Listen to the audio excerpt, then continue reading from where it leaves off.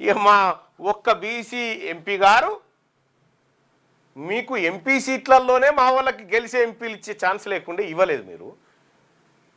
మీ రాజకీయంగా పార్లమెంట్లో ఈ అంశం పైన ఒత్తిడి తేవడానికి మీకు చిత్తశుద్ధే లేనప్పుడు మీరు మాకు 42% రిజర్వేషన్ ఇచ్చి మమ్మల్ని పైకి తీసుకురావడానికి ఈ నాటకాలన్నీ ఎందుకు ఆడుతూ ఉన్నారు? 2013 నుంచి 19కి వచ్చే వరకల్లా మా రిజర్వేషన్ దాదాపు 11% పడిపోయింది. ఇప్పటికిప్పుడు రిజర్వేషన్లు ఖరారు చేస్తే ప్రజలారా మిగిలేదని తెరికైనా 22 కూడా లేదు.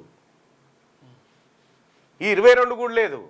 అందుకోసమే బీసీ ప్రజలారా మనం అధికారంలోకి వస్తే తప్ప ఈ సమస్యలకు పరిష్కారం లేదు. వీళ్ళు ఇవ్వరు.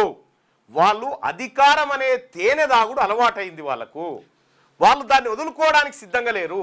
బీసీలలో ఎంపీటీసీలు, జెడ్పీటీసీలు, ఎంపీపీలు తయారైతే వాళ్ళు నెక్స్ట్ పొజిషన్ ఎమ్మెల్యేలే కాబట్టి ఇక్కడికి రాకుండా అడ్డుకోవడానికి ఈ కుట్రలన్నీ జరుగుతున్నటువంటి లెక్క కథ గిది. బీసీలు అన్ని న్యాయ వ్యవస్థ మారినంత వరకు బీసీలు దేశం రాష్ట్రం బాగుపడదు.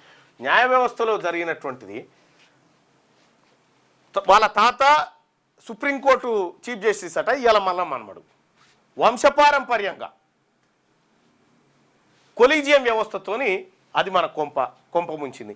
జ్యుడిషియరీ వ్యవస్థలో ఉన్నడా మనోడెవడనంటే ఆడేవాడు ఉండడు, ఆడ మనోళ్ళు ఉండరు, సెంట్రల్లో మనోళ్ళు ఉండరు, మంత్రులు మనోళ్ళు కాదు, ఎమ్మెల్యేలు మనోళ్ళు కాదు. యాడికేనా వస్తుంది నీకు రిజర్వేషను? అందుకే బీసీలకు రాజకీయ పార్టీ ఉండాల్సిందే, తద్వారా అధికారంలోకి రావాల్సిందే.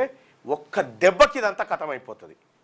తెలంగాణ రాష్ట్రంలో 1,00,000 ఎకరాల భూములు ఒక్క దెబ్బకు పంచవచ్చు. ఒకటే 1,00,000 ఎకరాల భూములు ఇవాళ ఏ ఫైల్ చదవకుంటే 1,00,000 ఎకరాలు బీసీలకు పంచవచ్చు. ల్యాండ్ సీలింగ్ యాక్ట్ తీసుకొస్తే 50 లక్షల ఎకరాలు బీసీల చేతిలో పెట్టవచ్చు.